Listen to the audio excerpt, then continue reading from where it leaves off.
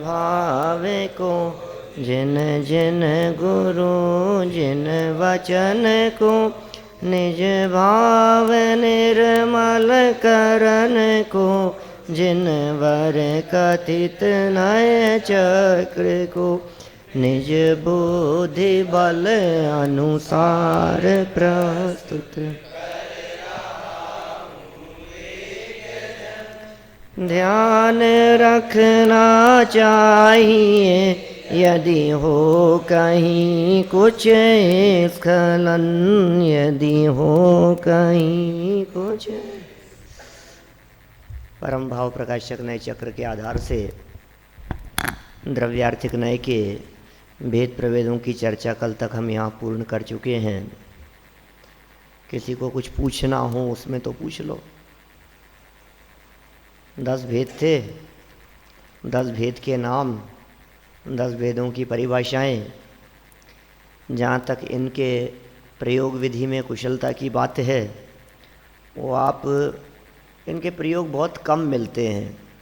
ऐसा समझ लो आपकी कहीं मिले कोई वाक्य तो ये और स्पष्ट लिखा हो कि ये कर्म उपाधि निरपेक्ष शुद्ध द्रव्यार्थिक नय से ऐसा है, तो ऐसा समझ लेना कि भाई ये इस नय की चर्चा है, ये नय हमने पढ़ा था और यहाँ ऐसी बात आई है। बोलो।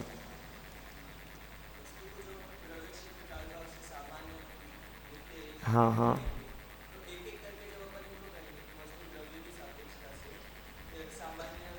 हाँ,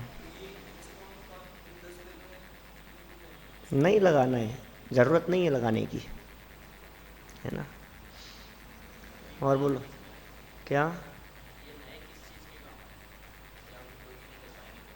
भाई, ऐसा है ना, जिनागम में विविध अपेक्षाओं से विविध नयों की चर्चा है। जैसे आगे 47 नए भी पढ़ेंगे अपन। अब आप कहेंगे कि वो 47 नए किस काम आएंगे, तो 47 नए सबके सब काम आने वाले तो नहीं है। बस इतना ज़रूर पता लगता है हमारे को कि इस एंगल का प्रयोग भी आचार्यों ने किया है। ये भी वस्तु को देखने का एक दृष्टिकोण है। और यहाँ परम भाव प्रकाशक नए चक्र में सभी प्रकार के नए जितने भी प्रकार के हो सकते हैं, उनसे विद्यार्थियों को, विद्वानों को परिचय कराना मुख्य उद्देश्य रहा है। कि कभी कहीं आप समझ लीजिए उत्पाद व्यय निरपेक्ष शुद्ध द्रव्यार्थिक नए शब्द पढ़ें तो आपको लगे कि यार ऐसा तो हमने पढ़ा ही नहीं था। तो हो सकता है ना कहीं इस तरह के प्रयोग मिले आपको। मुख्य रूप से तो इनके प्रयोग नए चक्र वाले ग्रंथों में ही है। द्रव्यार्थिक और पर्यायार्थिक शब्दों के प्रयोग, इन नयों के प्रयोग तो बहुत स्थानों पर मिलेंगे। द्रव्यार्थिक नय से ऐसा है, पर्यायार्थिक नय से ऐसा है ना। ऐसे प्रयोग तो बहुत जगह पर मिलेंगे। लेकिन जब द्रव्यार्थिक नय के उत्तर भेदों की चर्चा करते हैं, जैसे स्वद्रव्यादि ग्राहक द्रव्यार्थिक नय, तो बहुत कम स्थानों पर मिलेगा प्रयोग। लेकिन जहाँ जहाँ स्वचतुष्टय की अपेक्षा से स्वद्रव्य की चर्चा की गई हो, वो स्वद्रव्यादि ग्राहक द्रव्यार्थिक नय समझ लेना चाहिए। और भी तो नए लागू होंगे ना। और मुख्य रूप से तो निश्चय व्यवहार शैली बहुत सुंदर है। और उनके 4 भेद निश्चय नय के, 4 भेद व्यवहार नय के। आप उन भेदों में, उन भेद प्रभेदों में किसी भी बात को घटित कर सकते हैं। वो 8 नय ऐसे हैं जिन 8 नयों में आपकी प्रत्येक चर्चा गर्भित हो जाएगी। माने कोई भी बात उठा करके देखो तो उसके अंदर वो नए सब प्रकार से लागू हो जाएगा।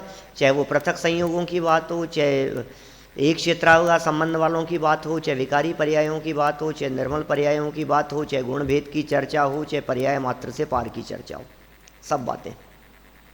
लेकिन यहाँ द्रव्यार्थिक पर्यायार्थिक, अब यदि मूल द्रव्यार्थिक पर्यायार्थिक की बात करो तो उनका उद्देश्य वस्तु स्वरूप को स्पष्ट करना। और जब उनके भेदों की चर्चा करते हैं तो भेद तो इसलिए हैं कि द्रव्यार्थिक माने द्रव्य पक्ष को दिखाने वाला दृष्टिकोण। तो जो द्रव्य पक्ष को दिखाने वाला दृष्टिकोण है, उस दृष्टिकोण से द्रव्य का स्वरूप हमारे दिमाग में अलग अलग एंगल से चर्चा की जाए, ऐसा है। अभी पर्यायार्थिक नय के भेदों की चर्चा करोगे ना आप, जैसे आज शुरू कर रहे हैं हम, तो इसके जो 6 भेद बतलाए हैं पर्यायार्थिक नय के, उनके प्रयोग तो और ज़्यादा दुर्लभ है। अभी आपको परम भावग्राही द्रव्यार्थिक नय की चर्चा बहुत जगह पर मिलेगी। अन्वय द्रव्यार्थिक नय आपको कई जगह पर मिल जाएगा, कर्मोपाधि निरपेक्ष द्रव्यार्थिक नय भी मिल जाएगा, लेकिन अभी कर्मोपाधि पर्यायार्थिक नय की चर्चा आएगी। कर्मोपाधि निरपेक्ष पर्यायार्थिक नय, देखो विविध प्रकार के प्रयोग है। 47 नयों में जिन नयों की चर्चा की है वे नय तो एक एक धर्म को विषय करने वाले हैं। जैसे मान लो ईश्वर नय, तो सिर्फ वस्तु के मौजूद ईश्वर धर्म को विषय करता है, बस इतना सा काम है उसका। गुणी नय, भाव नय, अब ऐसे क्या कर रहा है, बस आत्मा में एक भाव नामक धर्म है उसे विषय करता है। इस तरह के बहुत सारे नए हैं, अलग अलग नयों की ये सब चर्चाएं आने वाली है धीरे धीरे अपनी यहाँ। जब उन चर्चाओं को पढ़ेंगे तो हमारे को ये ख्याल में आएगा कि नए संख्यात असंख्यात और अनंत किस प्रकार हो सकते हैं, उसका आइडिया लगता है हमारे को। और एंगल तो है ही, उसका नामकरण कर दिया है। जैसा देखा और जो चीज़ दिखाई दी उस आधार पर श्रुत ज्ञान की पर्याय का नामकरण किया गया है। वास्तव में तो नए श्रुत ज्ञान की पर्याय मात्र है। सभी नए, कोई भी नए हो, चाहे वो निश्चय नए हो, चाहे द्रव्यार्थिक नए हो, चाहे नैगमादि नए हो, ये सब नए हैं क्या, श्रुत ज्ञान की पर्याय मात्र, और क्या है। तो श्रुत ज्ञान की पर्याय मात्र देखना उस नए को, ये एक बात हुई। और उस श्रुत ज्ञान की पर्याय के विषय के आधार पर उस नए का नामकरण भिन्न भिन्न कर देना, ये अलग बात है। तो नए तो सामान्य रूप से एक ही प्रकार के कहते ना श्लोक वार्तिक में, नए सामान्य रूप से एक प्रकार के और विशेष में संक्षेप में दो, फिर विस्तार से और चर्चा की। इतना ध्यान रखना। चलो 10 नाम आप लोगों को याद हो गए होंगे। 10 के कुछ उद्धरण आपको प्रस्तुत किए थे। यहाँ 2 जगह पर ऐसी चर्चाएं मुख्य रूप से यहाँ प्रस्तुत की गई थी, एक आलाप पद्धति के आधार पर और एक माइल धवल स्वामी के आधार पर, और एक एक एग्जाम्पल दिए। और आपको जानकर के आश्चर्य होगा कि जो एग्जाम्पल माइल धवल स्वामी ने दिए हैं, माने आलाप पद्धतिकार ने उन्हीं नयों की चर्चा करते हुए वही उदाहरण दिए हैं। माने कभी कभी तो ऐसा भी लगता है कि उनको कोई दूसरे एग्जाम्पल मिले नहीं, क्या करें, कहाँ से लाएं, कितने एग्जाम्पल लाएं। आप थोड़ी सी खींचतान करोगे तो 2-4 उदाहरण मिल जाएंगे आपको कहीं कहीं। ठीक है, चलो पर्यायार्थिक की तरफ बढ़े अपन लोग। क्या कहना चाहते हैं पर्यायार्थिक नय के माध्यम से। पेज नंबर निकालो 228। मेरे पास शायद आज पुरानी पुस्तक है, हाँ कोई बात नहीं, 258। ठीक है, नई वाली पुस्तकों में 258 और पुरानी वाली पुस्तकों में 228, कोई बात नहीं। देखिए, जिनागम में पर्यायार्थिक नय के भेदों की चर्चा करते हुए उन्हें 6 प्रकार का बताया गया है, 6 प्रकार का बतलाया है। और वही 2 आगम हैं अपने पास में जिनके आधार पर चर्चा की है, एक आलाप पद्धति के आधार पर और दूसरी चर्चा की है द्रव्य स्वभाव प्रकाशक नय चक्र माने माइल धवल स्वामी के आधार पर। देखिए, अथ पर्यायार्थिकस्य षड्भेदा उच्यन्ते। अनादि नित्य पर्यायार्थिको, पहला नाम अनादि नित्य पर्यायार्थिक। यथा पुद्गल पर्यायो नित्यो मेरो आदि।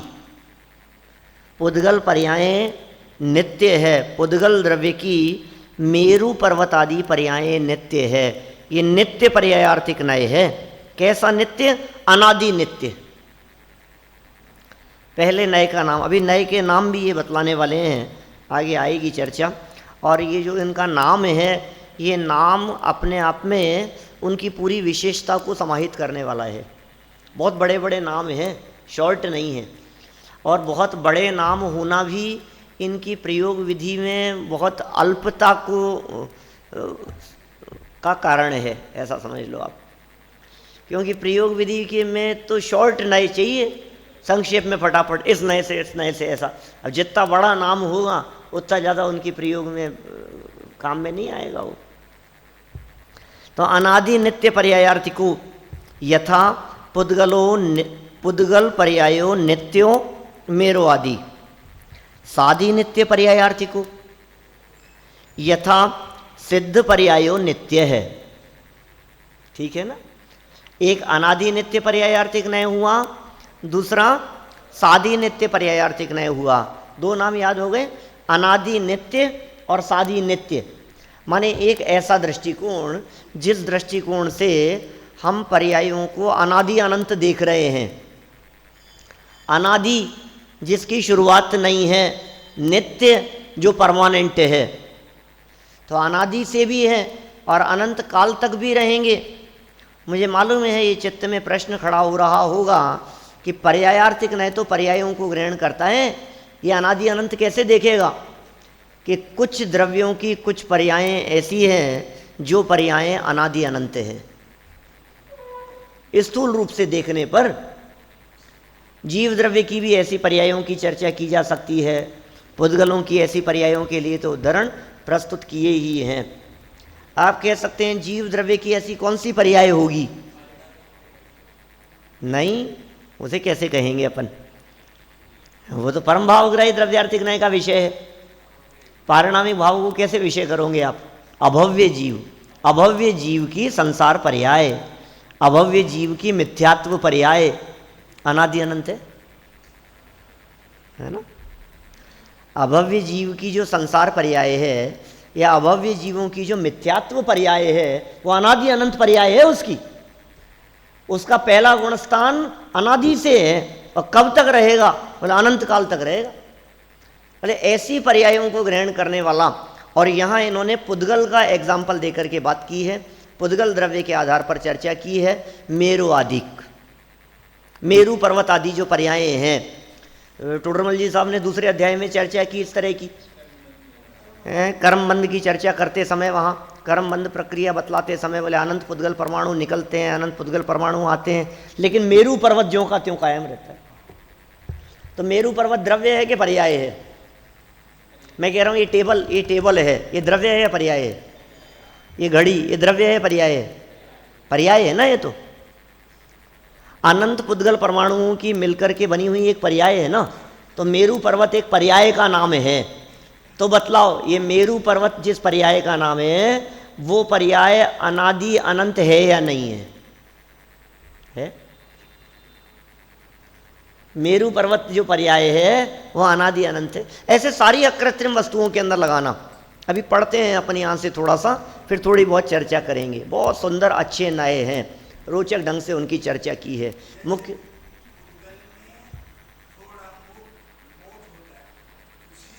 हाँ,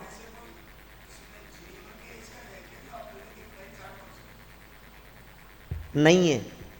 वो जीवों की पहचान के लिए बस वो मोठ का उदाहरण दिया। हाँ, नहीं है पुद्गल का, लेकिन उदाहरण जीव को समझाने के लिए दिया है ना। हाँ, कोई पहचान का चिन्ह नहीं है, कुछ भी पहचान का चिन्ह नहीं है कि ये जीव भव्य है या अभव्य। हाँ, लेकिन कोई व्यक्ति इस बात को सुनकर ये समझ ले कि मैं अभव्य हुआ तो, कि नहीं भाई ऐसा नहीं है। फिर वो चरणानुयोग की व्याख्या जो पद्मानंदी आचार्य की है वो ध्यान रखना। तत्व की चर्चा को जिसने प्रीतिपूर्वक सुना हो वह निश्चित ही भव्य जानना चाहिए। क्या तत्प्रतिप्रीति चित्तेन येन वार्तापि ही श्रुता निश्चितम स भवेद भव्यो भावी निर्वाण भाजनम। सब भव्य हैं। और दूसरी एक बात और है, संसार में अभव्य जीवों की संख्या बहुत कम है। तो है, लेकिन निगोद में भी है ना बहुत, नित्य निगोद में भी बहुत है इस अपेक्षा से। और दूरांदूर भव्य जितने होते हैं वो सब नित्य निगोद की अपेक्षा से ही चर्चा। सब भव्य हैं अपन, कोई शंका का काम नहीं है इसमें। रंच मात्र भी विकल्प नहीं करना अपने अभव्यत्व के। है ही नहीं अभव्य, अभव्य कहाँ से आएंगे? अभव्य जीवों को ऐसी ऐसी चर्चा सुहाती है क्या? अभव्य जीवों को ऐसी चर्चा करते हैं? आत्म तत्व की अनुभूति के लिए प्रयासशील लोग वो सब भव्य हैं नियम से। अभी लेकिन वो कर्णानुयोग के सूक्ष्म कथन की अपेक्षा से बात करो तो 4 लब्धियां प्रायोग्य लब्धि तक अभव्य के भी हो जाती है। ये उंगलियों पर गिने जितने लोग हैं वो है ही नहीं। अनंत जीवों में कुछ लोग, कर्णानुयोग तो एक जीव भी होगा ना तो उसको भी पकड़ेगा, इतना बारीक कथन करता है कर्णानुयोग। तो वो तो कहता है अनंत अनंत जीवों में से एक जीव भी प्रायोग्य लब्धि तक पहुंच गया तो इसका मतलब अभव्य को प्रायोग्य लब्धि हो सकती है। नहीं, हाँ ठीक है, तो कहाँ बहुत मुश्किल है वो चीज, अभी उस बात को मत लगाओ यहाँ, ठीक है ना। सब भव्य हैं। देखो आगे, साधी नित्य पर्यायार्थी को यथा सिद्ध पर्यायो नित्य है, साधी नित्य का एग्जाम्पल दिया। आगे के नए, सत्ता गौणत्वेन उत्पाद व्यय ग्राहक स्वभाव अनित्य शुद्ध पर्यायार्थी को यथा समयम समयम प्रति पर्याय विनाशिनः, सत्ता सापेक्ष स्वभाव अनित्य शुद्ध पर्यायार्थी को यथा कस्मिन् समये त्रयात्मक है पर्याय है, कर्मोपाधि निरपेक्ष स्वभाव अनित्य शुद्ध पर्यायार्थी को यथा सिद्ध पर्याय सदृशः। ध्यान देना क्या कह रहे हैं मूल पंक्तियों में, बहुत बहुत सुंदर है, क्या क्या बात कह रहे हैं। वापस, कर्मोपाधि निरपेक्ष स्वभावो, कर्मोपाधि निरपेक्ष स्वभावो अनित्य शुद्ध पर्यायार्थी को यथा सिद्ध पर्याय सदृशः शुद्धा संसारिणाम पर्यायः। क्या सिद्ध, अभी द्रव्यार्थिक नय में तो कहा था कर्मोपाधि से निरपेक्ष द्रव्य को देखो, क्या संसारी जीव का द्रव्य सिद्धों के द्रव्य के समान है, ऐसा कर्मोपाधि निरपेक्ष शुद्ध द्रव्यार्थिक नय था। अभी ये कर्मोपाधि निरपेक्ष शुद्ध पर्यायार्थिक नय कह रहे हैं, माने द्रव्य अपेक्षा तो ये जीव सिद्ध समान शुद्ध है ही, लेकिन एक नय ऐसा भी है कर्मोपाधि निरपेक्ष शुद्ध पर्यायार्थिक नय, ये नए संसारी जीवों की पर्याय को सिद्ध समान शुद्ध देखता है। अब लगाओ आप, अब क्या करोगे आप, अरे नहीं आप ऐसी कैसी बात कर रहे हो आप, ऐसा कैसे हो सकता है, हम पर्याय में सिद्ध समान कैसे हो सकते हैं, है ना एक दृष्टि, सर्वथा नहीं, क्योंकि नए है ना, दृष्टि अपेक्षा से बात कर रहे हैं, पर्याय स्वरूप की अपेक्षा से बात करेंगे। दवत्व गुणत्व पज्जयतेहम, पर्याय अपेक्षा से मिलान करो तो बहुत सारी बातें ऐसी हैं जो सिद्धों में और हमारे में समान है, पर्याय की बात कर रहा हूं। देखो आगे एक और नए इसके विपरीत, कर्मोपाधि सापेक्ष स्वभाव अनित्य शुद्ध पर्यायार्थी को यथा संसारिणाम उत्पत्ति मरणेस्तः। इन सब का अर्थ देखिए नीचे। अब पर्यायार्थिक नय के 6 भेद कहते हैं। अनादि नित्य पर्यायार्थिक नय जैसे पुद्गल की पर्याय सुमेरु पर्वत आदि नित्य हैं। आदि के अंदर लगा लेना, सूर्य चंद्र ये सब नित्य हैं, जम्बूद्वीप ढाई द्वीप आकृत्रिम चैत्यालय ये सब कैसे हैं, अनादि नित्य हैं, पर्याय हैं। ऐसी कितनी चीजें लगा सकते हो आप, अनगिनती बातें यहां लागू की जा सकती है, अनादि और नित्य। जो जो अकृत्रिम वस्तुएं होंगी उन सब में ये बात लागू हो जाएगी। अब इसको लगा लो आप, कहाँ कहाँ तक लगा सकते हो आप, पर्वतों की चर्चा कर लो, नदियों की चर्चा कर लो, सरोवरों की चर्चा कर लो, मेरू पर्वत की तरह पंचमेरू की चर्चा कर लो, नंदीश्वर द्वीप की बात कह लो, सूर्य चंद्र तो प्रकट दिखते ही हैं, अनादि नित्य पर्याय हैं। दूसरा नय, पहले नय का नाम याद हो गया, क्या नाम है, अनादि नित्य पर्यायार्थिक नय। जीव में भी घटित करके बतलाया हमने आपको, अभव्य जीवों की अपेक्षा से बात कही। फिर सादी नित्य पर्यायार्थिक नय, सादी नित्य, अरे सादी नित्य पर्यायार्थिक नय जीव में ही घटित होगा, पुद्गल में घटित नहीं हो सकता। ऐसा नहीं हो सकता कि पुद्गल की कोई ऐसी पर्याय हो जो पर्याय उत्पन्न तो हो लेकिन वो पर्याय फिर कभी नष्ट नहीं हो, लेकिन जीव की ऐसी पर्याय जो पर्याय उत्पन्न तो हुई लेकिन अब वो पर्याय कभी भी नष्ट नहीं होगी, सिद्ध पर्याय। और कितनी पर्याय हो सकती है, केवल ज्ञान पर्याय, क्षायिक पर्याय, क्षायिक सम्यक्त्व। एक बार उत्पन्न हो गया क्षायिक सम्यक्त्व, क्षायिक सम्यक्त्व द्रव्य गुण है या पर्याय है, पर्याय है। तो कैसी पर्याय है, इस पर्याय को ग्रहण करने वाला नय कौन सा होगा, साधी नित्य पर्यायार्थिक नय। भाई पर्याय को ग्रहण करने वाला पर्यायार्थिक नय। अब कौन सी पर्याय की बात चल रही है? क्षायिक सम्यक्त्व, इस पर्याय की बात चल रही है। तो इस पर्याय को कैसे देख रहे हो आप? बोले साधी नित्य है। भले ही चौथे गुण स्थान में प्रकट हो जावे, लेकिन चलेगा कब तक, रहेगा कब तक? रही है अनंत काल यथा तथा शिव परिणय, सिद्ध दशा में भी ज्यों का त्यों कायम रहे। ऐसी साधी नित्य पर्याय, केवल ज्ञान पर्याय है, अनंत सुख पर्याय हैं, है ना। जितने भी गुण धर्म शक्तियां वहां पूर्ण विकसित पर्याय जहां जैसी प्रकट हुई है वो साधी अनंत है। और देखो, सत्ता को गौण करके उत्पाद व्यय को ग्रहण करना है स्वभाव जिसका, ऐसा अनित्य शुद्ध पर्यायार्थिक नय। सत्ता को गौण करके सिर्फ किसे ग्रहण किया? उत्पाद व्यय। नाम क्या होना चाहिए इसका? सत्ता निरपेक्ष शुद्ध पर्यायग्राही पर्यायार्थिक नय। सत्ता निरपेक्ष उत्पाद व्ययग्राही, क्या ठीक है ना? या फिर ऐसा भी कह सकते हैं इसको, उत्पाद व्ययग्राही है ना, तो सत्ता निरपेक्ष करना पड़ेगा उसको, तो शुद्ध आएगा ये। जैसे पर्याय प्रति समय विनाशशील है, पर्यायों के विनाशशील पने की चर्चा करना। सत्ता सापेक्ष पर्याय को ग्रहण करना है स्वभाव जिसका, ऐसा अनित्य शुद्ध पर्यायार्थिक नहीं। जैसे एक समय में पर्याय त्रयात्मक है। पर्याय कैसी है एक समय में? उत्पादव्यय द्रव्यात्मक। पर्याय उत्पादव्यय द्रव्यात्मक है, ये कैसी बात कह रहे हैं? माने ऐसा लगता है उस पर्याय को सत्ता से सापेक्ष देखा ना, माने पर्यायों की शुद्धता क्या है? उसका उत्पाद व्यय पना ही पर्याय की शुद्धता है। और उस शुद्धता में यदि आपने सत्ता को मिला दिया, बोले यह अशुद्ध हो गया।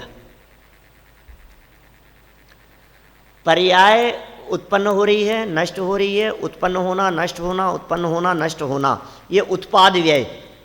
ये पर्यायों का उत्पाद व्यय स्वरूप नित्य है, हमेशा उत्पाद व्यय करता है और शुद्ध है।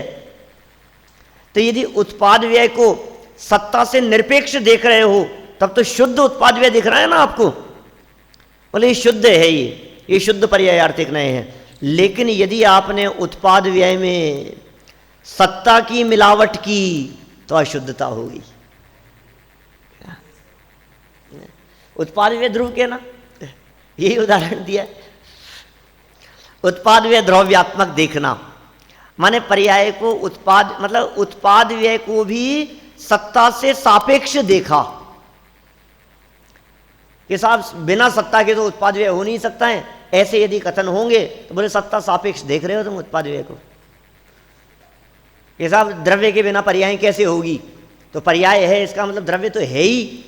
तो ये है ही जो दिख रहा है ना तुम्हारे को, ये सत्ता सापेक्ष दिख रहा है। हाँ, इस तरह की जो भी बातें हो सकती है।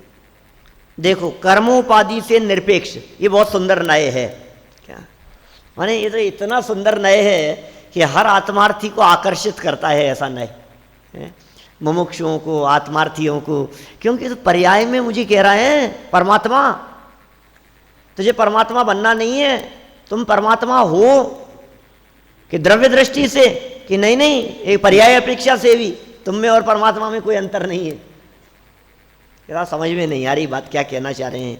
देखो, कर्मोपाधि से निरपेक्ष पर्याय को ग्रहण करना, पर्याय देखें और उस पर्याय में कर्म की उपाधि न देखें। पर्याय दिखे और उस पर्याय में कर्म न दिखे, ठीक है ना। चारित्र गुण की पर्याय उत्पन्न हुई और उस पर्याय में राग नहीं दिखे, वो पर्याय मात्र दिखे, एक कर्मोपाधि से निरपेक्ष उस पर्याय को देखना। बहुत एग्जाम्पल दिए जा सकते हैं इस दृष्टि से। लौकिक दृष्टि से यदि अपन देखें तो बहुत सारी चीज़ें ऐसी दिखाई देती है। जैसे समझ लो आप सिनेमा का पर्दा, अब वो पर्दा रंगीन दिखाई देने पर भी रंग से निरपेक्ष देखा जा सकता है या नहीं? उसी में है वो, उसी पर्दे पर है वो, कलर जो दिख रहे हैं ना वो उसी पर्दे पर दिख रहे हैं। लेकिन उस पर्दे पर कलर दिखते हुए भी उस पर्दे को कलर से निरपेक्ष सफेद देखना, ऐसे जिस पर्याय में रागाधिक है, जिस पर्याय में संसार दशा है, जिस पर्याय में विकार है, उस पर्याय को विकार से निरपेक्ष देखना, ऐसा भी एक नय हो सकता है, एक दृष्टिकोण हो सकता है। हमें उस पर्याय में राग नहीं दिख रहा, हमें वो पर्याय एक समय मात्र की दिखाई दे रही है, हमें वो पर्याय उत्पादव्य वाली दिखाई दे रही है, हमें वो पर्याय परिवर्तनशील दिखाई दे रही है। अरे राग देखा कि वीतराग देखा, ये तो सापेक्ष देखना हो गया। मैं कहता हूं ज्ञान गुण की पर्याय का सही नाम क्या है? मति ज्ञान, श्रुति ज्ञान, अवधि ज्ञान, मने पर्याय ज्ञान, केवल ज्ञान, या कुमति कुश्रुत को अवधि। ज्ञान गुण की पर्याय का सही नाम क्या है? ज्ञान पर्याय। सीधी सी बात है ना, इसमें क्या है? ज्ञान गुण की पर्याय का नाम क्या? ज्ञान पर्याय, बराबर। तो श्रद्धा गुण की पर्याय का नाम क्या? श्रद्धा पर्याय। उसे मिथ्या देखना या सम्यक देखना, ये तो सापेक्ष कथन हो गया। अब मिथ्या और सम्यक पने से निरपेक्ष देखो उसको, तो श्रद्धा पर्याय दिखेगी ना। चारित्र गुण की पर्याय को देखो तो क्या नाम होना चाहिए उसका? चारित्र पर्याय होना चाहिए। अब हमने देखा राग, बोले राग की सापेक्षता से देख रहे हैं तो चारित्र गुण की पर्याय राग दिख रही है, क्रोध दिख रही है, कषाय रूप दिख रही है। और उसी चारित्र गुण की पर्याय को जब हमने वीतराग देखा तो वीतराग देखना भी राग के अभाव की दृष्टि से देख रहे हो, इसलिए वीतराग देख रहे हो, माने उसमें भी राग की अपेक्षा आती है। पॉइंट समझ में आ रहा है कुछ? चारित्र गुण की जो पर्याय उत्पन्न हुई उसका सही नाम तो चारित्र पर्याय है। अब उसे आपने वीतराग कह दिया। वीतराग क्यों कह दिया भाई साहब? इसलिए कह दिया कि हमें उस चारित्र गुण की पर्याय में राग नहीं दिख रहा, इसलिए वीतराग कहा ना आपने। असली क्या चीज है वो? अरे राग नहीं दिख रहा तो क्या करें, मैं तो चारित्र पर्याय हूं। माने चारित्र गुण की पर्याय का नाम तो चारित्र पर्याय है। तो ऐसे देखना, कर्मोपाधि होते हुए भी होगा कर्म उपाधि, उपाधि से निरपेक्ष देखो। उपाधि है ना, उपाधि का मतलब क्या है? उपाधि माने तो लगावटी बात है ना। उपाधि का मतलब तो दूसरे की अपेक्षा से देख रहे हो ना, यही तो उपाधि है। तो क्या कर्म की उपाधि से निरपेक्ष यदि उस पर्याय को देखोगे, संसार दशा में भी, अज्ञानी दशा में भी, मिथ्यात्व दशा में भी, तो कर्मोपाधि निरपेक्ष शुद्ध पर्यायार्थिक नए उस संसारी जीव की पर्याय को भी सिद्ध पर्याय के समान देखेगा। बोले मुझे कोई फर्क नहीं ख्याल में आ रहा। अच्छा अब चलो, अब जो मैंने नाम बतलाया ना आपको, इसी अपेक्षा से अपनी पर्याय और सिद्ध पर्याय को देखो। अपने ज्ञान गुण की कौन सी पर्याय? बोले ज्ञान पर्याय। और सिद्धों के ज्ञान गुण की कौन सी पर्याय? ज्ञान पर्याय।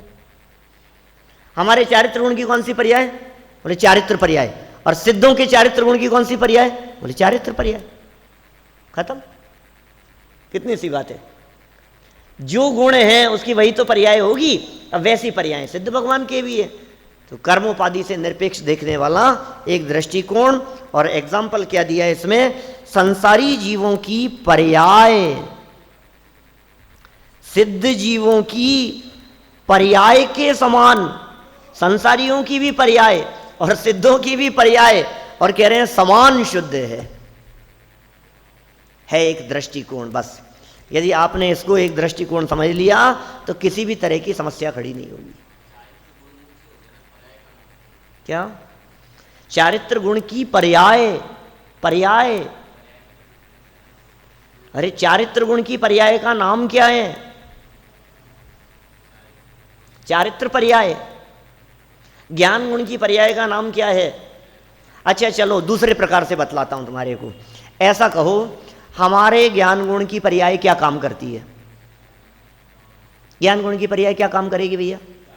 जानने का। और सिद्धों के ज्ञान गुण की पर्याय क्या काम करती है? जानने का। दोनों की। हमारी पर्याय भी जानने का काम कर रही है और सिद्धों की पर्याय भी जानने का काम कर रही है। क्या समान है?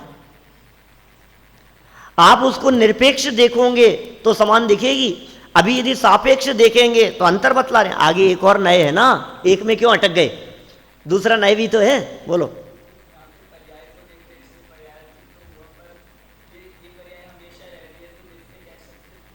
कहां रह रही है हमेशा? नहीं भाई, ऐसा नहीं कहा जा सकता। ठीक है ना। ये तो जानन जानन जानन पना यदि आप देख रहे हो तो उस जानन पने की अपेक्षा से यदि द्रव्य दिख रहा है तो अन्वय द्रव्यार्थिक में चला जाएगा भाई। तो पर्याय देख रहे हो तो आप यदि पर्यायों की नित्यता दिखेगी तो अनादि नित्य में जाएगा, ठीक है ना। तो अनादि नित्य के अंदर ले लो उस चीज को, लेकिन नाम देना पड़ेगा आपको कौन सी पर्याय। चलो एक और छठा नए है, माने समझ लो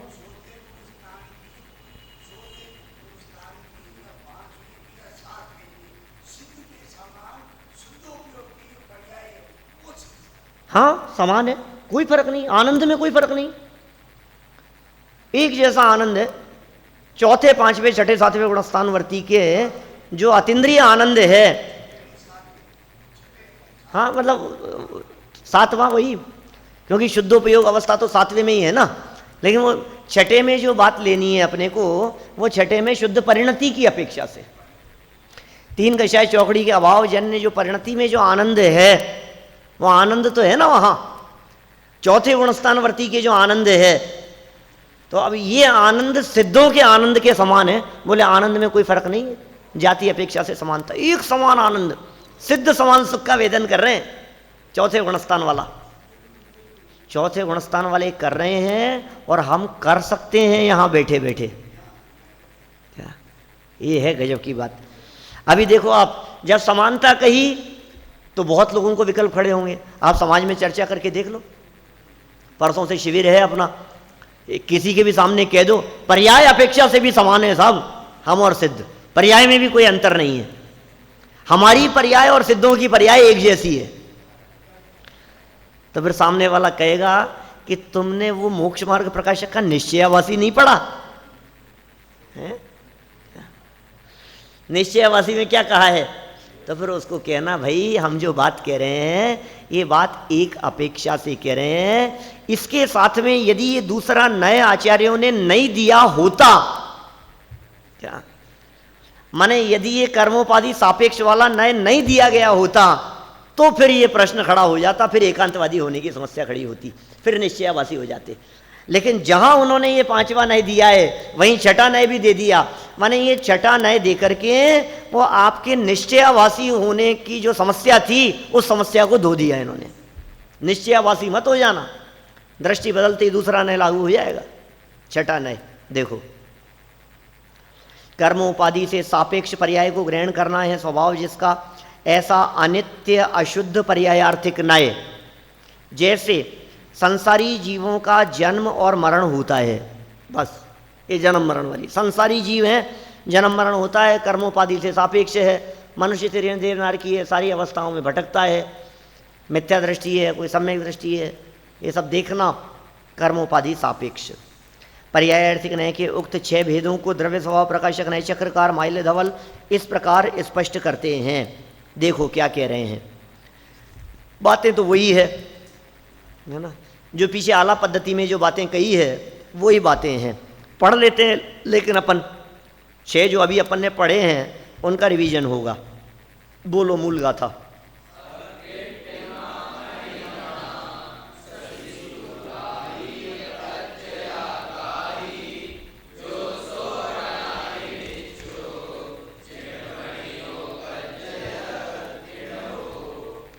जो नए अकृत्रिम और अनिधन अर्थात अनादि अनंत चंद्रमा सूर्य आदि पर्यायों को ग्रहण करता है उसे जिनेंद्र भगवान ने अनादि नित्य पर्यायार्थिक नय कहा है। वहाँ मेरू पर्वत का एग्जाम्पल दिया है, यहाँ सूर्य चंद्र का एग्जाम्पल दिया है, इतना फर्क है। अनादि से जो पर्याय है और अनंत काल तक जो पर्याय रहेंगी। आगे अब गाथाएं छोड़ो, समय सीमित है अपने पास में, मैं पढ़ता हूँ ऐसे ही। जो पर्याय कर्मों के क्षय से उत्पन्न होने के कारण सादीय शुरुआत हुई है उस पर्याय की, और विनाश का कारण न होने से अविनाशी है, ऐसी सादी नित्य पर्याय को ग्रहण करने वाला सादी नित्य पर्यायार्थिक नय है। माने देखिए, यदि आपसे किसी नय की परिभाषा पूछी जाए तो वो उस नय के नाम में ही उसकी परिभाषा छिपी है। सादी नित्य पर्यायार्थिक नय, ऐसी पर्यायें जो पर्यायें प्रकट तो हुई है लेकिन अनंत काल तक कभी भी नष्ट नहीं होने वाली है, उन पर्यायों का नाम सादी नित्य पर्याय हैं और उन्हें विषय करने वाले नए का नाम सादी नित्य पर्यायार्थिक नए है। हाँ, कौन से? अभी ये 6 भेद मत लगाना, 6 भेद लगाओगे तो फिर कैसे घटेगा? अभी कर्मोपाधि निरपेक्ष और कर्मोपाधि सापेक्ष की बात करो तो धर्म द्रव्य में कैसे लगेगा, अधर्म द्रव्य में कैसे लागू होगी बात? ये तो ले लो ना, क्या दिक्कत है? निश्चय व्यवहार में यदि कोई नए चला जाता है तो हमें कहाँ ऐतराज है? हम तो कर ही आए हैं ना इस तरह की बात। परम भावग्राही द्रव्यार्थिक नय को हमने निश्चय नय के भेदों में परम शुद्ध निश्चय नय में गर्भित कर ही लिया ना, एक समान ही है दोनों का विषय। अब आप ये भी कह सकते हैं कि साहब यदि 2 नयों का एक ही विषय हो सकता है तो फिर 2 नयों की क्या जरूरत है? पद्धति अलग अलग है। आगम पद्धति में जैसे अलग नए से देखा जाता है तो अध्यात्म पद्धति में भी उसे किसी नए से किसी दृष्टिकोण से देखा जाएगा ना, तो अलग अलग पद्धति से कथन हो जाते हैं। देखो, जो सत्ता को गौण करके उत्पाद व्यय को ग्रहण करता है वह अनित्य स्वभावग्राही शुद्ध पर्यायार्थिक नय है, और जो एक समय में ध्रुवत्व से संयुक्त उत्पाद व्यय को ग्रहण करता है वह अनित्य स्वभावग्राही अशुद्ध पर्यायार्थिक नय है। ठीक है, उत्पाद व्यय को देखना है लेकिन सत्ता से सापेक्ष देखा या सत्ता से निरपेक्ष देखा। जो संसारी जीवों की पर्याय को सिद्धों के समान शुद्ध कहता है वह अनित्य शुद्ध पर्यायार्थिक नय है। संसारी जीवों की पर्याय को सिद्धों के समान शुद्ध कहता है। और अंतिम, जो 4 गतियों के संसारी जीवों की अनित्य शुद्ध पर्यायों का कथन करता है वह विभाव अनित्य अशुद्ध पर्यायार्थिक नय है। आला पद्धति एवं द्रव्य स्वभाव प्रकाशक नय चक्र के उक्त कथनों से एक बात हाथ पर रखे आंवले की भांति स्पष्ट हो जाती है कि पर्यायार्थिक नय के उक्त भेदों में आरंभ के 2 भेद नित्य पर्यायग्राही हैं एवं शेष 4 अनित्य पर्यायग्राही। नित्य पर्यायग्राही अनादि नित्य व सादि नित्य नयों में शुद्ध और अशुद्ध विशेषणों का प्रयोग नहीं है, जबकि अनित्य पर्यायग्राही नयों में इस प्रकार के विशेषण पाए जाते हैं। तात्पर्य यह है कि जिस प्रकार द्रव्यार्थिक नय के 10 भेदों में से मात्र आरंभ के 6 भेदों में ही शुद्ध अशुद्ध का वर्गीकरण संभव है, शेष 4 में नहीं, उसी प्रकार पर्यायार्थिक नय के 6 भेदों में से अंत के 4 भेदों में ही शुद्ध अशुद्ध का वर्गीकरण संभव है, शेष 2 में नहीं। एक पैराग्राफ और पढ़ लेते हैं, चर्चा कल करेंगे इसकी अपन, है ना। अभी सिर्फ पढ़ा है मैंने, कल करेंगे चर्चा, कल संपन्न भी हो जाएगी चर्चा। नेक्स्ट पेज पे खत्म हो रहा है प्रकरण। पर्यायार्थिक नयों में भी द्रव्यार्थिक नयों के समान शुद्धता और अशुद्धता का आधार निरपेक्षता एवं सापेक्षता ही है। आरंभ के 2 पर्यायार्थिक नयों में सापेक्षता निरपेक्षता का आधार नहीं होने से शुद्ध अशुद्ध का प्रयोग संभव नहीं है। तीसरा नय सत्ता निरपेक्ष उत्पाद व्यय ग्राहक होने से अनित्य शुद्ध पर्यायार्थिक नय है, तथा चौथा नय सत्ता सापेक्ष उत्पाद व्यय का ग्राहक होने से अनित्य अशुद्ध पर्यायार्थिक नय है। इसी प्रकार 5वां नय कर्मोपाधि निरपेक्ष होने से शुद्ध और 6ठा कर्मोपाधि सापेक्ष होने से अशुद्ध कहा गया है। नीचे 6 नयों के नाम बतलाए हैं, आप लोग पढ़ना। 6 नयों के नाम और 6 का स्वरूप आप लोगों को स्पष्ट यदि होगा तो फिर कल चर्चा को अपन आगे बढ़ाएंगे। अभी की बात को यहीं विराम देते हैं। और वहाँ